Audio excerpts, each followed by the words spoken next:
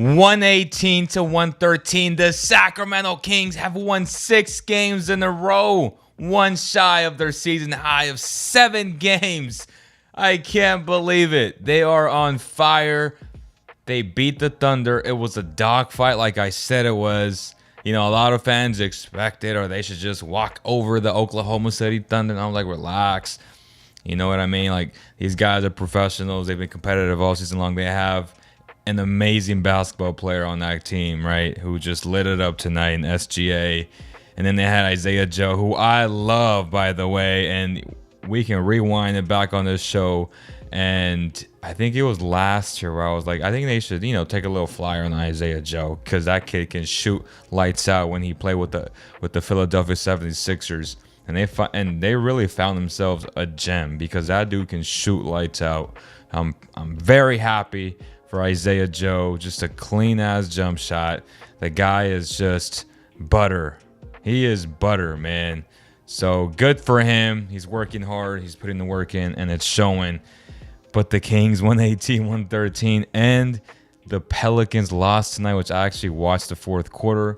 They legit fell apart against the Orlando Magic, and now the Kings have a little bit of separation now, right? Like a clear cut number 3 at this point by at least a game. And it's just insane to think about that. They're the number 3 seed in the Western Conference, number 1 in the Pacific, the best team in California. You gotta love it. Tonight was just a barn burner, incredible pace, up and down. Obviously, I couldn't go to the game because I was taking care of my son. Wife didn't get off until 7:30ish, so at that point, there was no point in driving, getting there like probably early third quarter, because it takes forever to park. I mean, I got a ticket last game. I was furious because I parked in that Tesla spot because all the other ones are occupied and all the Tesla ones are empty. So I'm like, man, I got a plug-in car. I'm gonna, take a chance. Took a chance. Sac City Parking gave me a ticket. It's just like they're setting us up to fail. But neither here nor there. $65 down the drain, whatever. The Kings win, and I just felt like it just wasn't worth taking that, drive once the wifey got home. But we're covering the game. I watched all of it. There's just so much to cover.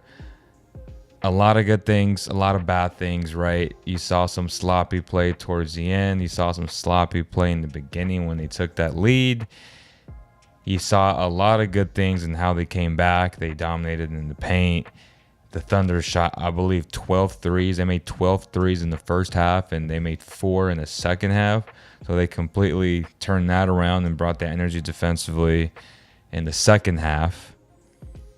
But just overall, the fans are into it from the very beginning, and it was just hype, man. And obviously, the player of the game, Keegan Murray, 29 and 14.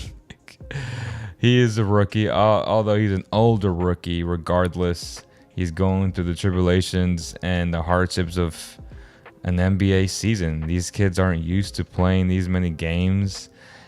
The back-to-backs, the grind every single day. And he had a tough stretch there. And now he's playing really well, right? He's not playing sped up. He's playing under control. A few weeks ago, Mike Brown called him out and said it's unacceptable to have 0 rebounds. And ever since that, man, he's been getting 5, 6, 7, and now 14. What a jump. 14 rebounds. That is incredible. You cannot understate it, overstate it. 14 boards is marvelous. Sabonis had 13 rebounds, 14 assists, 18 points. The guy is a walking triple-double, man. It is incredible the things that Sabonis is doing. You can pretty much lock him in, barring injury, into at least the 3rd All-NBA team. At least. So Sabonis has been so good. With Keegan Murray, just his composure tonight, the fact that he smiled after he yacked it on somebody, that was pretty dope. It's just good vibes right now. It's good vibes. Obviously, the team still needs a lot of work on the defensive end. they lack depth on the wing, right? They didn't get much from a guy like KZ Okpala who played 2 minutes. That's part of it, right? Their bench wasn't great today. Malik Monk struggled again, 1 of 6. He did have 5 assists, so he impacted the game in that regard, and you have to applaud him for that, right? He generated 10 points just off of his assist, and probably a few more off the hockey assist. But 5 points on 6 shots. He was 0-5 from beyond the arc. He continues to struggle from there. He was 3 of 3 from the free throw line, though. Davion Mitchell, he had some moments defensively. 5 points. Okpala again, 0 points in 2 minutes. Can't do much there. Metu at 10 minutes. That was shocking to me. The fact that Rashawn, after putting up 16 and 11, did not play tonight. And they elected to go with Metu, who had 4 points in 10 minutes, was awful defensively as usual. Trey Lyles, 14 minutes, 7 points. But the starters tonight, they played heavy minutes. They needed to play heavy minutes because Oklahoma, again, I hate to reiterate this, but they are a good team. They play extremely hard. They are third in dribble handoffs. I think it's like they're at like 1.5 points per possession. The Kings are second and the Hornets are number 1. So their offense has been clicking off the charts in January and obviously leading up to this. They were competitive all year long, regardless of whether or not they were putting up great stats. But it's always a tough W against Oklahoma, no matter who you are. I remember the game against Boston. In Boston, Oklahoma was giving them everything, and Boston really had to play hard and execute down the stretch to beat that team. Again, they're 22 and 24. They're not that far away from making the play-in or the playoffs. Like, they're like, what, 3 games out? It's not impossible. They have a superstar in SGA. That guy is a superstar. That dude is special. 37 points, 3 of 4 from the free throw line, and he did it off 4 attempts from the free throw line. 2 of 3 from beyond the arc, 16 of 23 from the field, 7 assists, 2 steals. Holy cow. That dude is special with the capital S. SGA. And I was waiting to watch him in person, and obviously I couldn't do it today, but SGA, oh my God, that guy. If you want to go watch him play, you paid every dollar you could to watch him play, and it was well worth it because the price of admission, I feel like he overcompensated and over-delivered for Kings fans and Oklahoma fans that are here in Sacramento who want to go watch this guy play because SGA is just such a unique talent. Talking about unique talents, De'Aaron Fox, 10-22, 25 points, 4 rebounds, 2 assists. We continue to say it. This guy is an all-star, just like SGA is. He's a year older than SGA. SGA is a little bit ahead of him, and I do think he's better than Fox, but to me, they're in the same tier, obviously. To me, SGA is better than John Morant, and I've been very, very clear all year long, even going into the season, SGA is better than John Morant. So to me, it's SGA, Ja, and Fox, like in that tier. And I know Ja has all the accolades and the success, right? He's also had the most stability, the better team around him since he came into the league. So that has to be taken into account when you start ranking and just watching these guys play. And just the fact that SGA has been so phenomenal on the defensive end, that has to count for something. The fact that he takes on the challenge to guard other point guards, other shooting guards, that has to count for something. He's not just a one-way player, he's a two-way superstar, and he's shown it all year long. So that's just the reality of it, man. Someone saying Ja ain't clutch. I think they're probably losing, if I'm not mistaken. Let me see. And they lost. Wow. The Memphis Grizzlies lost to the Lakers. That is great. Because then the Grizzlies play the Kings on Tuesday. It's setting up to be a hell of a game. They are no longer the hottest team in basketball. Let's check who it is, okay? Let's check who it is right now. How's everybody doing? I'll get to you guys right now. Let's see. Leo Beam. Let's see. Let's see who it is. They had won 11 games in a row. Okay. The Nuggets are 9-game winning streak. The Kings are at 6. Who else is hot? The Celtics are at 8. And then the Hawks are at 5. So the Grizzlies are no longer 11 games. So now it's the Nuggets, the Celtics, and the Kings as the 3 hottest teams in the league. Holy cow, we got a lot of dudes winning games, man. The Celtics are 34-12. The Nuggets are 33-13. That's nuts. The fact that the Kings are 26-18 just brings tears to my eyes, man. I can't believe it. That's incredible to me. These dudes are 8 games above 500. They're 8 games above 500. What are we talking about here? That is what? What? Oh my gosh.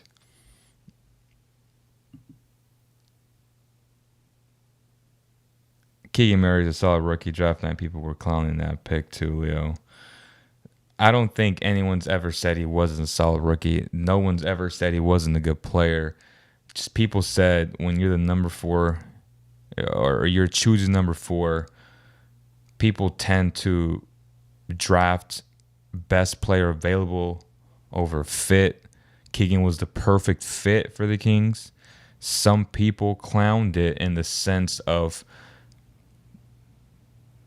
you got to go, upside, best player available at that juncture. But the Kings are so keen on him, and they had scouted him for almost 2 years at that point, that they were going to draft him no matter what. So because they believed in his fit, his ability to just shoot the ball, and we can see it, right? How well he fits with De'Aaron and with Sabonis.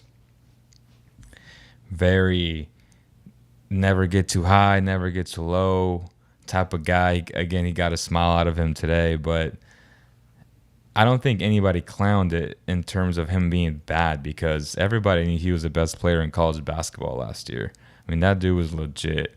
It's just the fact that he's older, so people tend to, not give him the credit of potentially getting better with more upside. It's more of raising your floor, right, type of move. But we always talked about Keegan being a 10-year type of starter from the very jump. I don't think that was ever in question.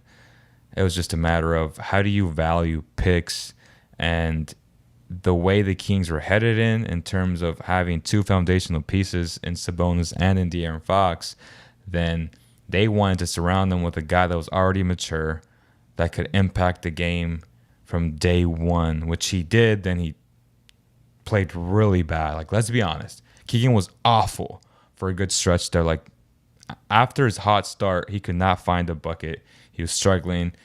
I believe his grandma was in the hospital, so he was dealing with family stuff. But he could not impact the game, and he was just a liability. Defensively, he's still not good, right? Like, let's be honest. So, but again, tonight can give you a little bit of an insight of what's to come from him, because the game is starting to slow down for a guy like that who got better every single year in college. And it feels like that's happening here, where his coach called him out, he's challenging him, and as he said, which we'll watch right now, he loves the fact that his coach is challenging him and calling him out and holding him accountable. That's what Mike Brown does. Mike Brown has to be top 3 in coaches of the year right now, because the way he has changed the entire narrative bias towards the Kings, it's been an incredible turnaround. And he's done it with, I guess, applying a very similar scheme to the Golden State Warriors, right? Adopting that same type of style and implementing it here, right? Having the right guy in Sabonis to run a lot of split cut action because he's such a gifted passer. And then De'Aaron Fox being an amazing scorer, an elite scorer, that really helps. And then just surrounding those guys with cutters, shooters, slashers, guys that can make that extra pass. It's been so invaluable. So just a huge shout out to Mike Brown. He has really changed the culture in terms of headed in the right direction. They're number 3, which I don't think anybody saw. As a matter of fact, I know nobody saw that coming. I don't care what you say. If you thought they were number 3, you would have made a prop bet, and you would have bet a lot of money, and you would make a lot of money. No one had them being this good at this juncture of the season. But it's a beautiful surprise. It's something that you can hang your hat on and just be extremely proud of it. We might be a great defensive team, but they lock in the last 8 minutes. I wonder what our rating is in the fourth quarter. That's fair. I feel like they've been better in the fourth quarter, right? It's about timely defense. But really it's not, because you got to be good the entire game. You know, we can talk about, they do it when they count. Well, they didn't do it against the Lakers. They allowed 136 points. They didn't do it against a lot of teams this year. So we can, have revisionary history and be like, oh, yeah, they have locked in against bad teams. They locked in, I guess, tonight. Let's check how many points they had. They had 25 points, which is just solid, right? They held them to 22 points in the third, which is really good, especially after giving up 34 and 32, respectively, in the first and second. So I get some of that, but I believe if we look back at fourth quarters, it's not as good as you think it is against every single team. Like, if you average it out, it's probably going to be better than that. It'll probably be better than the first 3 quarters, but it's not as elite as you probably think it is, if I had to bet on it. But yeah, they've had great moments for sure against particular teams, but it needs to get better. And it starts on the perimeter. It starts with Malik Monk, De'Aaron Fox, Kevin Huerter, Harrison Barnes, Keegan Murray not falling asleep when they're off ball, and then just trying to keep a guy in front of them. You cannot allow straight line drives to the rim, which then exposes Sabonis, puts him in foul trouble, and it's tough. Like, you can't allow that. And the Kings have been bad at it. Last show, which we can look at it again, Harrison Barnes hasn't been good this year on the perimeter. Fox has been good. I think Fox has been their best, besides Mitchell, on the perimeter this year. He really has, and the data backs that up. Okay, so let's address you guys. Light the beam. Kings basketball is so fun to watch again. Yes, it is. Memphis is about to lose. It's I believe a great game. They got some good players. SGA is a stud, but the Kings like that damn beat, brother. Yo, what's up, my brother? Is this a deuce and no podcast, or did I just drunk turn? Just kidding. What's uppers? What's up, brother? Keegan Murray is a solid rookie. Draft night. Okay, we read that. 6-game winning streak. Tough game tomorrow. Let's light the beam tomorrow as well. Come on. It's going to be very tough just because of how Joel Embiid plays. Always trying to pooch a foul, right? Always playing that game that's not fun to watch. Like, you're always trying to draw a foul and trick the refs. And it's part of the game. It's part of the rules. It lends itself to that, but it's not enjoyable. You're watching a big giant who's incredibly talented. He's amazing in terms of individual talent, but that's not my style of play. Like, that's not my preference, of watching basketball. I like what the Kings do offensively, lots of movement. Everybody touches the ball. The ball has energy as opposed to just pounding the ball and just killing the vibes. So we'll see. Sabonis struggles against guys like that, especially when James Harden is just breaking down your defense, which can't happen tomorrow. But if they communicate well on the back line, you get some good rotations. If Keegan Murray steps up, draws some charges, maybe. But they just don't match up well with him. But I'm sure we'll preview it a little bit down the road on the show. Incredible that they have turned it around so quickly. It truly is. It truly is, man. Memphis lost to the Lakers. That's right. That's insane. What a great game watching JJ Redick eat his words. I thought that was a horrible trade. JJ laughing my ass off. Him and everybody else. I love JJ, but I was very vocal about his friendship diluting and affecting his judgment, right? Because he's such good friends with Tyrese that I don't even know how you can say the things that you said. And then him continuing to just talk shit. I was like, bro, there's no need for that. Just move on already. I don't necessarily blame Tyrese that much because he keeps insisting and keeps asking him those questions. So, again, how does he view De'Aaron Fox? I don't know. I don't care. I know how I evaluate players, and De'Aaron Fox to me is a better basketball player than Tyrese Halliburton. And the fact that Tyrese can't score like him, Fox is a great playmaker. The analytics prove it. I mean, I can show you right now, which I will. But, man, obviously he's not a box score assist guy because Sabonis gets most of the assists in this type of an offense. But De'Aaron Fox is an exceptional playmaker. He's an A playmaker, literally. Last three to vote for the midnight. Yeah, Keegan struggled in the beginning, but he's obviously a quick learner. You can see him applying what he's being taught. Great to watch. He's very smart.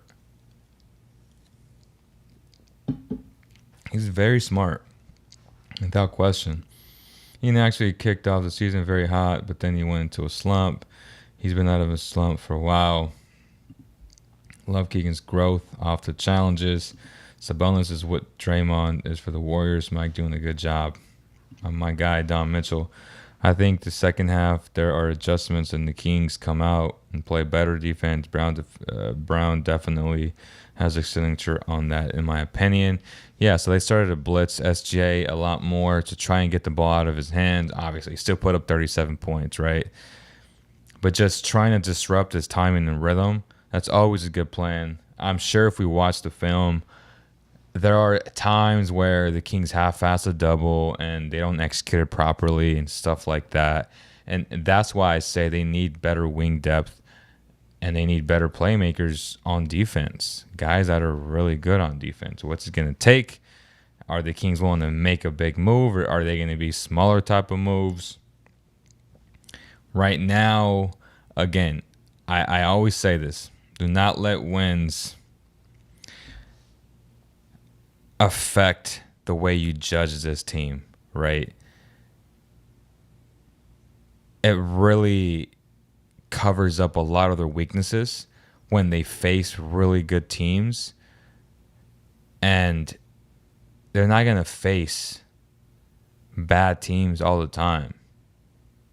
When you got to face Memphis, when you got to face the Nuggets, a healthy Clipper team, right? A healthy Warriors team, you're going to have to execute, and you're going to have to put a body on somebody, and you're going to have to not allow straight line drives to the rim. The Kings are terrible at that. They don't like to box out. They fall asleep so much, which is why their defensive rating is so bad. They have great moments. Absolutely. I think most teams do. Right? You're a professional. At some point, you got to execute a little bit. But it's not enough. It's not enough if you're thinking bigger, right? You know, why not be greedy and be like, well, let's go after number 2. Let's go after number 1. Why not? They're only 5 games back in the loss column. They can make up some ground. They got a game on the Nuggets. Why not? Think bigger. Try to perfect the season. Try to make the Western Conference Finals. I can't believe I'm saying this, by the way. Baby steps. I always talk about baby steps. But at this point, the West is so wide open, in my opinion.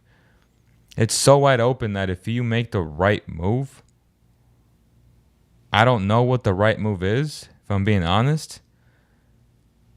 But there is a move to be made, and there is definitely room for improvement. And I know people are scared to touch anything.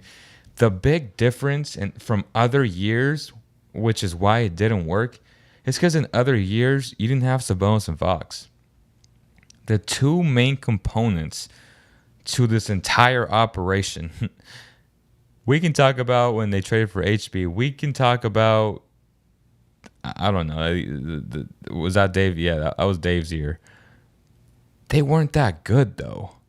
Teams figured them out. All they would do was run in transition, beat everybody in transition, and eventually teams caught up. They know what the Kings do. Even Fox went on national television. He was like, yeah, we're doing the Pistol 5. Like, it doesn't matter. There are so many different iterations, so many different reads off of all these actions, off the split cut, right? Off the Spain pick and roll, that when you're that good, and even if you know what's coming, you still can't stop it. Even though you know Sabonis can't jump high, he's not extremely athletic, you still can't stop him from grabbing boards, offensive boards, and being a beast inside. You still can't stop Fox, even though you know he loves to crisscross, go to his left, sidestep. Like, you know what he wants to do, yet you can't stop it. That's the difference. And when I see people, oh, I don't want to mess anything up, it's like, bro, you can't, unless you give up your stars, which that's pointless because you're trying to add to these guys, right? Like you're trying to surround them with upgrades, quote unquote. You're going to be just fine. If those two guys are playing, you have a chance every single night. That's 100% accurate. The Kings have never had two all-stars like this playing at such a high level. That is a difference in why I would not worry about chemistry. You still have your three biggest pieces, right? Mike Brown, Sabonis, and Fox. And put that in any order you want. As long as you have those three guys, you're going to be just fine. I promise you guys. And they're showing it. It's the truth. It's the truth. Kings are 18th in the fourth quarter defense. What about the first quarter against the Lakers? Almost 40, but what thereafter they shut them down. Kings are legit this season. I can't believe it. I'm so happy. I don't hear no more Kings trash talks. Where they at? Sixers are playing well on the road too. When the late 90s, early 2000s, the Kings became a great team once they started winning consistently on the road. We'll find out the next 2 to 3 months when they're on the road a lot more than home. The longer the success goes with the Kings, I believe Monty is going to want the bag. He's going to get the extension. I just don't know when. And as I said last show, the optics of it don't look good. Optics matter in this situation because people are talking league-wide, laughing like, why haven't they signed this guy? They're number 3 in the West. They've had an amazing turnaround, and they haven't given them the extension. It's going to happen. It's going to happen. Why no Holmes tonight? I have no idea. I thought that was a terrible decision. The Oklahoma City Thunder took advantage of Shemezi Metu's really bad defense. You know, I think they went on a 7-0 run multiple times, right? I don't get it. And again, offensively speaking, that position goes hand in hand with Malik Monk. Malik Monk didn't have another good game. He had another bad game. Offensively, Metu wasn't great because it's so codependent on Malik's success. I say this every game, and I'm say it every single game. And we see Holmes play tomorrow with Embiid coming to town, probably. I maybe that was more of the plan. Like, okay, I'm gonna save him for tomorrow. It's gonna be obviously if you put Metu in against Embiid, I'm gonna be really upset, and I'm gonna call it out right away. I'm not even gonna wait or mess around. Like, you cannot put Metu in tomorrow's game. I'm sorry. You cannot.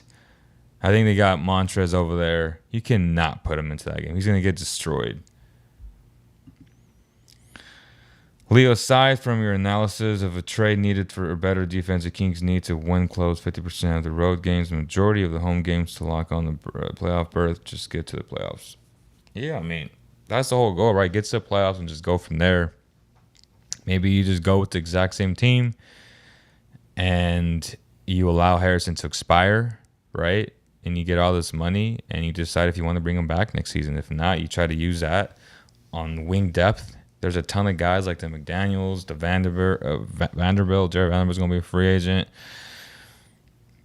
There are guys available this offseason the Kings would love to have. And it's a matter of, okay, well, are they willing to trade something of value to get them right now? Like, do they legitimately see themselves as a legit contender?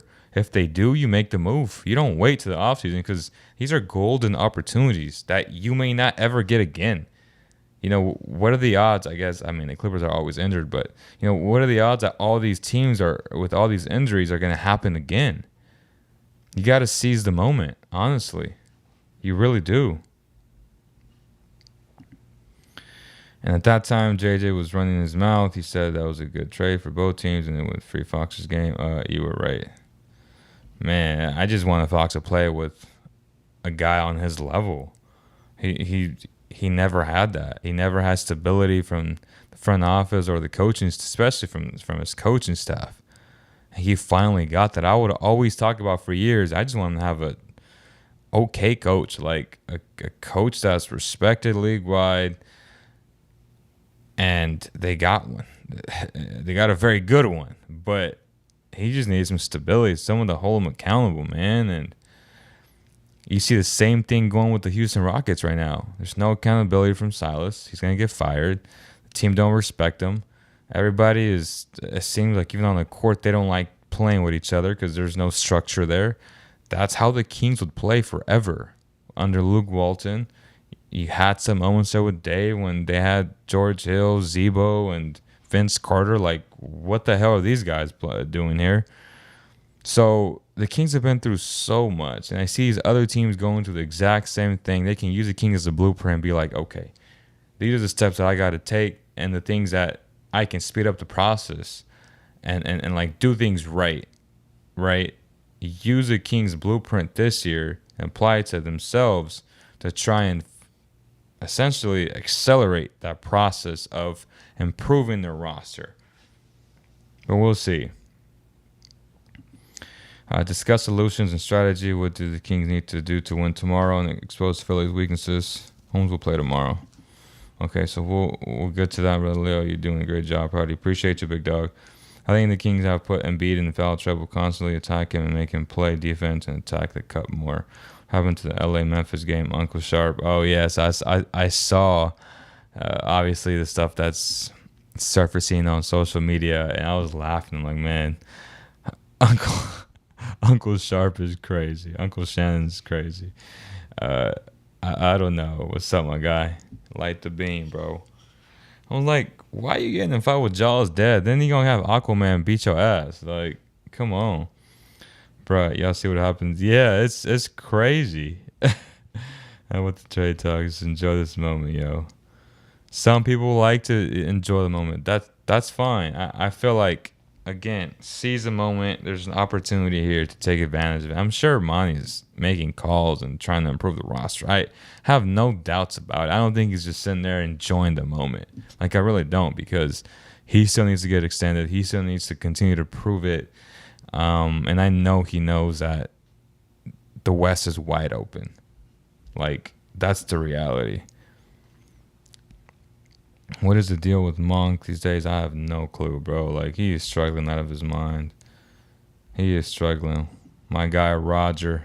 What's up, brother? Go Kings. Yes, sir. Make sure you guys hit the like button. Smash it if you like those type of things in 2023, man. It really does help the algorithm. So make sure you guys smash that like button. A huge shout out to Medici Sacramento, who has been a great sponsor of the Cowboy Kingdom platforms, man. As you guys can see, amazing pizza, high quality. You know, we have my guy Edgar from Tequiletos, eat pizza there. Was so impressed with the quality of the ingredients. I mean, this pizza is baked in 900-degree ovens, imported from Italy. It's across the Golden One Center. Great drinks, great pizza. Medici Sacramento, highly recommend it, man. Pre and post, a great spot. Danny's a great owner, has a great culture there. Everyone's very friendly. They help you out. And on top of that, the kicker is the food, right? It's so good, man. Like, I could eat Medici every single day. So huge shout out to them for always supporting the Cabo Kingdom platforms. So I got the usage rate from the Kings. And it's incredible. Obviously, Chima don't count, right? So it's Fox, Monk, Terrence Davis, and Sabonis. So Sabonis is 4th in usage rate on this team. Let that sink in. Let that sink in and be like, this guy is having an all-NBA season, and he's 4th. What? He's 4th.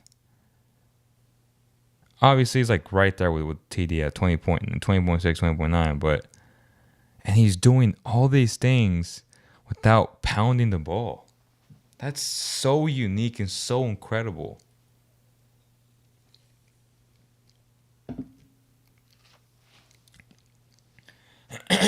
League-wide, he's like 130th, 140th, I think, which is insanity.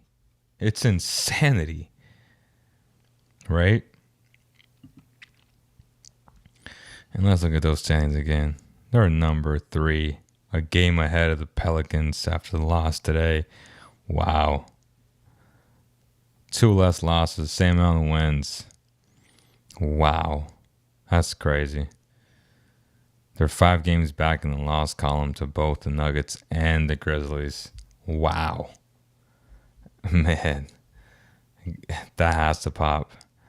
Put a smile on your face, man. I thought Jalen Williams was solid. The rookie out of Santa Clara, 13 points. The other Williams, I thought he had a good night in terms of defense and trying. I mean, Sabonis had a triple-double, but he played so hard, and he got a few calls there. He was smiling like, yeah, I'm doing my job, kind of. Sometimes you just can't stop greatness no matter what you do, and that's what Sabonis is. It's just greatness, man. We're witnessing right now with Sabonis with that type of usage rate and that type of production.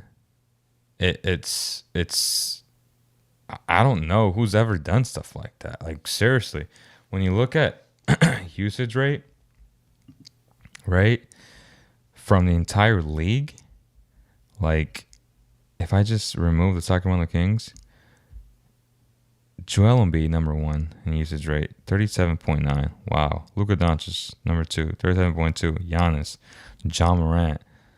This guy doesn't count. LeBron James, Jason Tatum, Trae Young, Shea, Damian, Devin, Kevin, Jalen, Donovan, Paul George. This don't really count either. Steph, number 7, LaMelo, Kyrie, Jordan, Zion, DeMar. Where's the MVP at? You got Fox at 30 now, which is incredible in itself. I mean, he's number 30 in the league, right? That's crazy to me. And this type of production, right, for a point guard, that's also incredible. Nikola Jokic, 38th.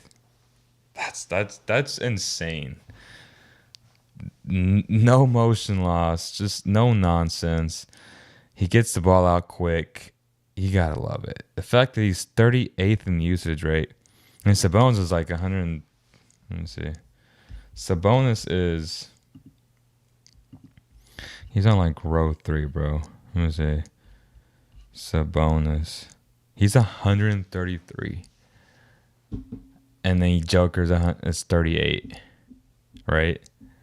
Wow. 2 incredible centers doing incredible things. Let's see. Let me get it again. 38, yeah. I'm flabbergasted by this. It's just, it don't make no sense. I'm like, how can you be so productive without pounding the ball like that? Oh my gosh. That's crazy. That is insane.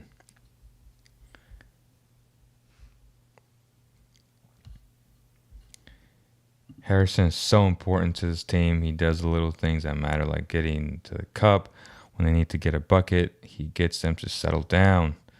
Put trust in Monty. He got us this far already. Any chances you would ever collaborate with Deuce and Mo? Absolutely. I mean, I love Deuce and Mo. Like we talk at the games, and specifically with Mo. I mean, we've had long conversations about life at practices, like before practice would start. You know, got to know her a little bit with obviously her, James, and me. Like we talked about everything. Like just good people, man. Super talented guys, super talented people. I mean, super talented. Obviously, they just got their show back on 11/40, so congrats to them. They're super talented. I have nothing bad to say about those people. Like those are good people, like super talented, super talented. You know, and she has told me like, and I haven't had a chance to do things outside of like lives after games like I used to, but she's always down to come on to the pod. I haven't spoken to Deuce about it, but Mo for sure is down. I'm calling it here. Kings win tomorrow, and the league is going to show some Kings games because they are the funnest team to watch. Plus, people like underdog, proving everyone wrong. I hope you're right, brother. I don't. Man, it's gonna be a hard ass game to win. I ain't gonna lie to you guys. Like, it's gonna be tough. Huge win, especially since we didn't get to shoot well from three. SGA is really good, but love Fox when he guarded him. I did too. I felt like he anticipated. He watched a lot of film and he stayed down. Fundamentally speaking, he had the discipline to not bite on those fakes and just stay down. Obviously, SGA got away with a few of those push-offs, but, man, great stuff from De'Aaron. Great comment, by the way. I forgot to mention that, but he was solid. Again, De'Aaron, his perimeter defense has been solid all year long. Like, I'll show you guys. I'll show you guys. Let's see. Fox. Let's look at De'Aaron Fox. Ooh-wee. He's a teardropper. He's a giant slayer. He's a closer. He's a playmaking whiz. What I tell y'all. He's a one-man wrecking crew. What I tell you. And he's a pull-up assassin. Holy cow. You gotta love these, though. Giant slayer and the closer. There ain't nothing better in basketball if someone calls you a closer and you get that badge of honor. Playmaking A+, finishing A+, shooting B, 3-point shooting B+, offensive impact A+, defensive impact D-. Overall, yes. But when you look at specifically at his perimeter defense, look at this, y'all. 88th percentile, A-. That's an incredible jump from his first 5 years. An incredible jump. He's elite on the perimeter. We can't say that about everybody on this team. About all the guards and wings on this team. You know, where he struggles, his real adjusted TOV rate, which is, let me see. His ridge regress turnover rate, estimating the impact on the team ability to turn over opponents the player's presence has. Data from NBAshotcharts.com. And then there's an article explaining it more, so that kind of makes sense, right? He has an F. But his loose ball rec rate is an A-. His pickpocket rating is a B. His passing lane defense is a C+. 3-point contest per 75 is a C-, which puts him in the 43rd percentile and 57th percentile, respectively. Steals a B per 75. Deflections a B. 69th percentile per 75. Screener mobile defense. I think that's where he struggles too. He's not very good at getting over those screens, right? More of that off-ball stuff, or even the on-ball stuff as well. He's a C minus in the 46. I mean, that's not terrible. It's not good, but it's also not bad. So I would take that more as a positive than the negative. And then obviously, the reason why his defensive impact isn't great overall is because when you look at his interior defense, which again, I don't care just because he outputs so much offensively and his role is so big for this team. Then when you talk about interior defense, right, percentage of rim shots contested out the rim, all like within the interior, that's not his role. Like, I don't expect him to succeed in that. Like, he's not Drew Holiday. He's not like Alex Caruso. Who's another guard that just blocks shots? He's not like a guy like Jalen Suggs, who's solid at the rim. He's not. There are some guys whose interior rim protection, I guess, from that position is solid, contextually speaking. So that's where he gets docked overall. What I care is his perimeter defense, which again has improved tremendously. I mean, 88th percentile, bro. He's an A minus. Like, that's insane, right? And then when you look at his Raptor, right? His offensive Raptor, A plus. That's how elite De'Aaron Fox is. His defensive Raptor is an F, and that's where he's graded, right? His Raptor wins added is a B plus. He's always been like D, C, like in other years. So it's drastically improved. He still has room to obviously a lot of room to improve defensively, especially off ball. But there are improvements, small improvements to where he's respectable defensively now. Whether or not his defensive Raptor is an F or his overall defensive impact is not good. I'm looking at specific things that help this team, and it's going to help this team make the jump necessary to improve defensively. So, yeah, that is De'Aaron Fox, man. Like, if you look at Harrison Barnes, right? Harrison Barnes, his defensive impact's a D minus too. It's more of a big deal for him because he's a wing that does play in the interior. When you look at his perimeter defense, is C plus, a 56th percentile. People tend to think that he's really good, but it's like y'all not watching it correctly. Like, he's not. He gets beat a lot. His loose ball rec is not good. D plus, pickpocketing D, passing lane defense D minus, 3 points contested per 75 D plus. Deflections F. He's struggling, man. Again, his rim deterrence D. Percentage of rim shot contested, that's not bad. B minus. Rims contested per 75, it's a B. Blocks F. Block rate uncontested F. Obviously, his rim defensive field goal percentage versus expected is an A minus, which is solid. Like, this data contextualizes what a player is good at, what a player isn't good at. It gets into the nitty gritty, into the specifics of things, which is super important, right? So let's look at his Raptor. So his Raptor on defense is much better than De'Aaron's, right? It's at 73rd percentile, which is a B. He's solid with his rims added, with his wins added. His offensive Raptor's at A minus. So, I guess the Raptor metric really likes him specifically.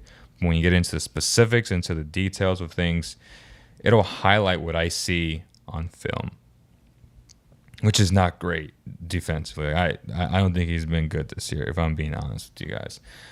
We can look at a guy like Keegan Murray, right? Like, these metrics tend to supplement what we're seeing on the court. He has an F for finishing, an A minus for shooting, C playmaking, defensive impact B minus, offensive impact D minus. Let me see what his perimeter. His perimeter defense is a C. So in the 47th percentile, which is worse than Harrison's. I think he's been the weakest link, if I'm being honest. Right? So he's at 47. Let's look at Kevin. Kevin Huerter. Okay. D. Defensive impact. So he's C plus 56, so pretty close. So better than Keegan, but again, Keegan has been the weakest link on this team, right? And it's just one of those things. But let me get back to you guys.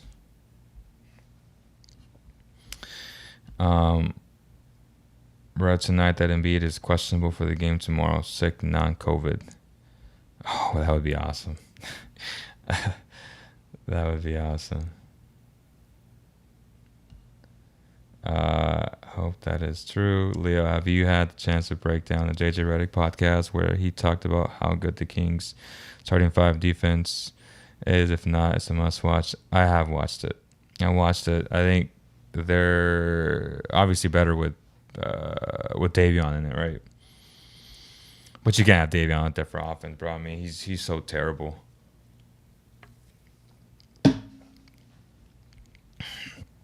Fox seems to be taking notes from Davion moving those feet and staying in front.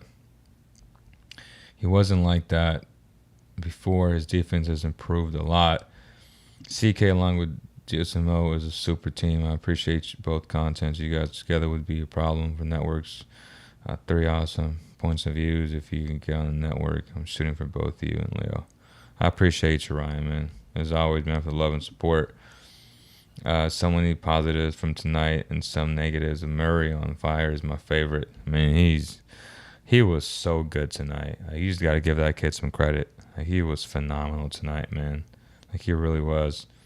Keegan had a great game today. Without Keegan, we don't win that game, 100%. The fact that he got 14 boards and 29 points. I mean, come on. He was solid, bro. He was really solid. You look at the box score again.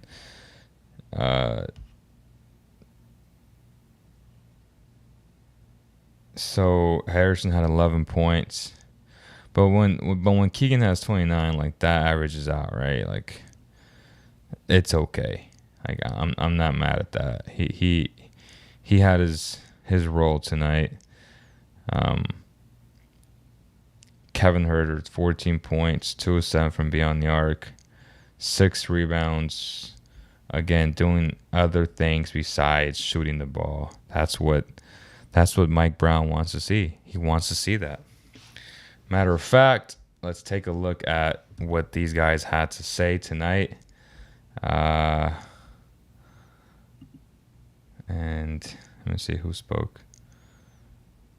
So nobody has spoken? Nobody has spoken. Okay, let's take a look at what these guys had to say. Oh, Keegan has something to say about Domas. Okay. Oh, so he got the chain tonight. Okay. Yeah, I mean, he had some good stuff there. Let me see what he had to say. Yeah, I think every shot I took, the shots I'm good at. I didn't try and rush anything like that. So I tried to let everything come to me as best as I could, and that showed in good shot selection and me making shots. We're halfway through the season now. What have you learned about yourself halfway through? Yeah, I just know that there's a lot of areas that I can improve on, especially just coming from college to the NBA and going through the ups and downs, especially early on in the season. I just feel like I'm as resilient a person as ever, and I know that I have a lot of stuff that I'm good at and I need to work on. So. Keegan, you don't show very much emotion often. Obviously tonight a career high in points and rebounds. Can you give your fans a smile? I think they need a Keegan Murray smile tonight. Yeah, we got a big game tomorrow, so hopefully we win that back-to-back, that I'll smile. I love that, bro. I love that. That smile. Congratulations on the win and the great game, and thanks for joining us. Yeah, appreciate it. Thanks. Oh, man, there's Keegan Murray. There's that. I love that answer. I didn't see that. Let's see what this guy had to say. Yeah, honestly, I didn't know if I was ever going to put this on this year. You know, we have a lot of different guys on our team that play defense. Our coaching staff picks out a guy every game, and apparently I was in my shifts. I had my arms out tonight. Other guys had a great game. I think Fox did a really good job on Shea tonight. But, yeah, I guess tonight was my turn, man. I've never put on something like this. I think it's dope. Looks good on you, too. I feel like you guys haven't really got your just due from the refs this year. I feel like there's a lot of bad calls the entire season. One particular that, you know, kind of came down the wire where you obviously clearly got pushed in the air. They called you out of bounds on that end line. How do you guys as a team understand to stay focused, don't lose your cool, particularly in a situation like that, because a T could have really cost you guys? Yeah, you know, we have a mental health coach, Graham. You know, he talks about next play speed. I think I had our whole bench, come up off the bench, making sure I wasn't getting a T in that situation. We've talked about the refs at length. At the end of the day, we just got to play the game and try to win. 100%, man. At the end of the day, you know the refs are terrible, and you just got to do your job. Try to put the game away before they have to make a decision that's going to affect you, right? It's going to impact you in a negative way. So that's how you, I guess, go around terrible calls. Obviously, it's hard because everybody's so good in the NBA where you're going to have close games no matter who it's against. Again, the Pelicans losing to the Magic. And plenty of teams have lost to the Magic this year, so yeah. Are they doing it? Oh, Let's yeah. see it. Tonight's Light the Beam is brought to you by Northwest Exterior. Simply the best. Trust Northwest. Oh, Now, I don't yeah. know who you're calling, but every time. Northwest Exterior. Huh.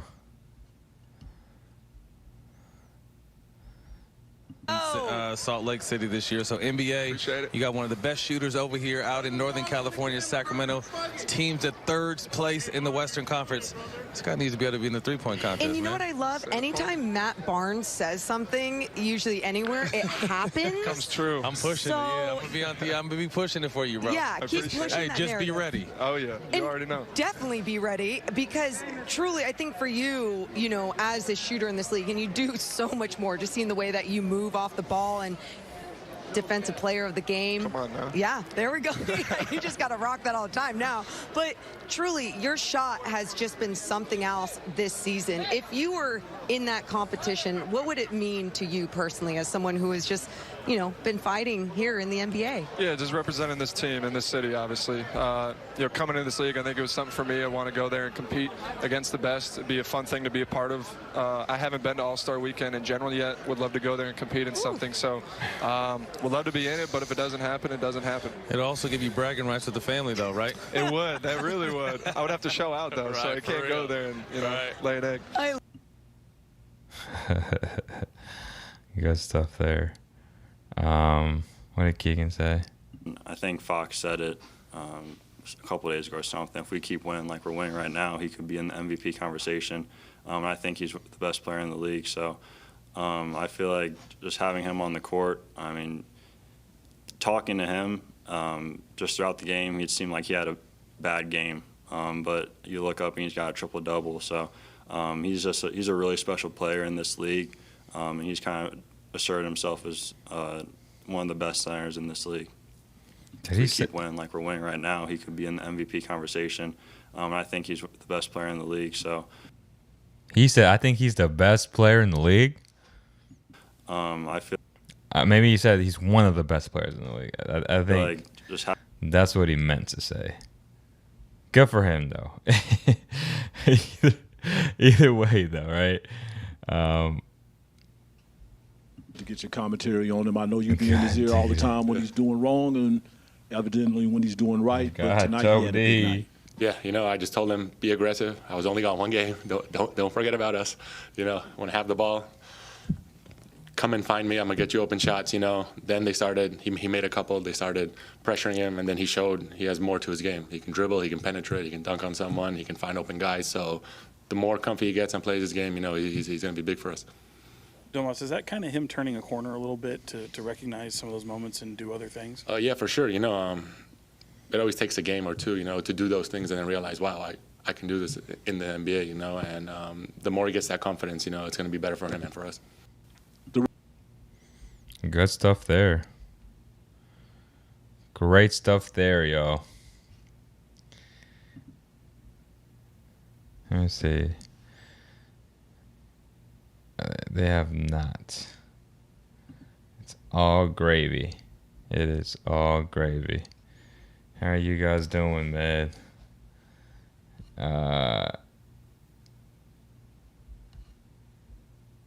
Exactly the best part of Keegan's game tonight is rebounds. Coach has been preaching that.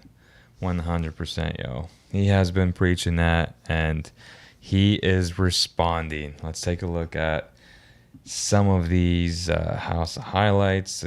Or let me see if, matter of fact, we can see what he did tonight. Okay, so we're good here. We can look at all the plays now, right? Keegan was 5 of 7. Let's take a look at his attempts.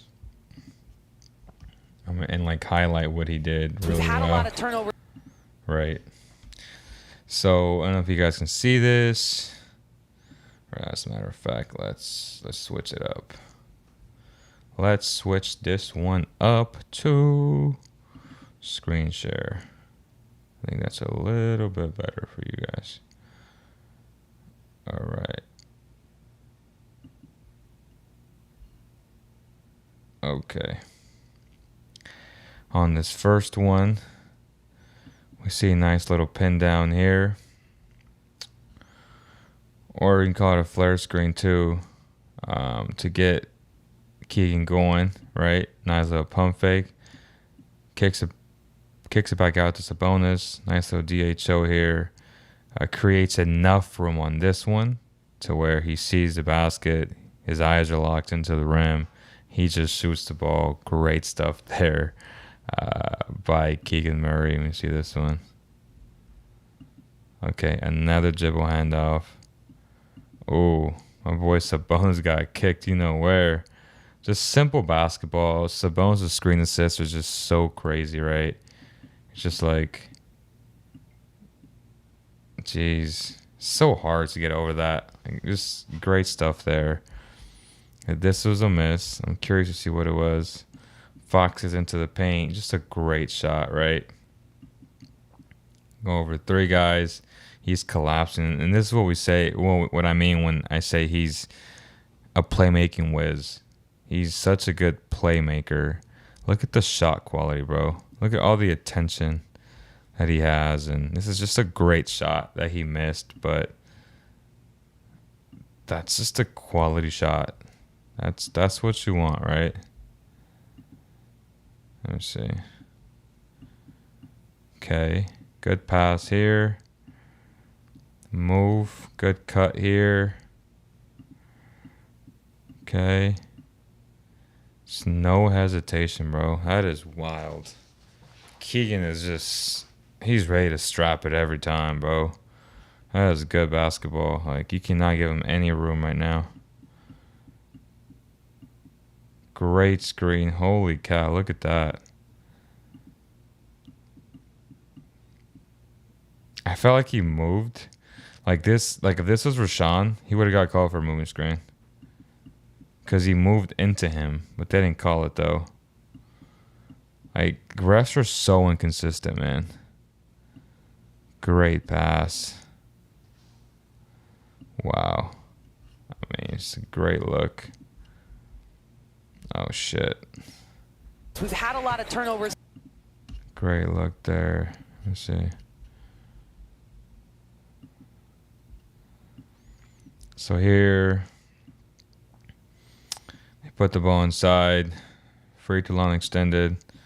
He's looking at Kevin, right? His eyes are looking at Kevin here. He just throws it to Keegan. My God, what a pass, bro. What a dime. What a dime. Dribble handoff here to Kevin Huerter. Swings it. Great pump fake. Oh my God, he missed a bunny. I know he wished he can get down back. Obviously, the game was already over at this point. So you would think, right? And then the Thunder hit a 3, and they hit another 3, and they get it down to 3. You're just like, bro, like, you cannot allow this to happen. But it's impressive. His 7 attempts were all quality shots. Like, that's all you can ask for, man. Like, that's truly all you can ask for.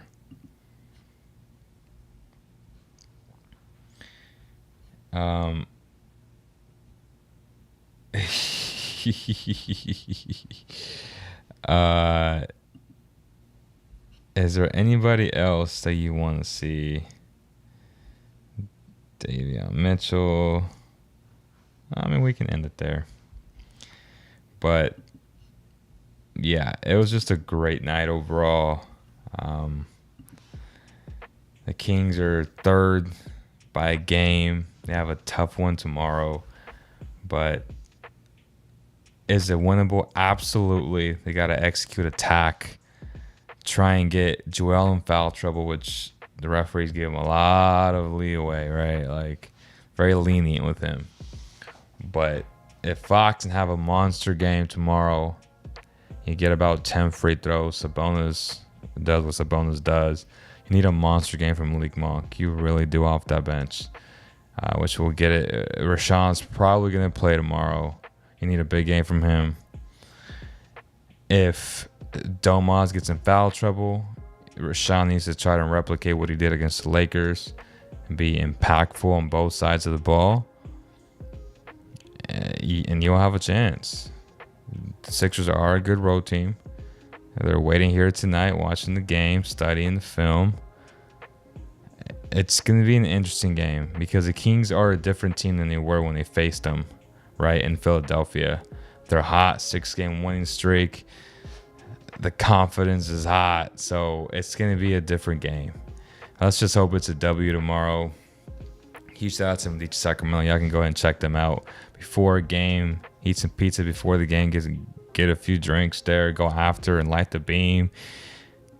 It's a great spot. It truly is. I can't say anything bad about them. Like, it's just top quality ingredients. Like, Medici is just amazing. So shout out to them. I appreciate everybody that joined the conversation today. Thank you guys so much. We woke up at 5 today when we hooped at 6:30. I'm extremely tired, but we gotta hit the grind, man. Grind mode. It's grind season. Thank you guys for the love and support. I appreciate you guys. God bless you guys. And I'll see you guys tomorrow night from the Golden One Center. Peace.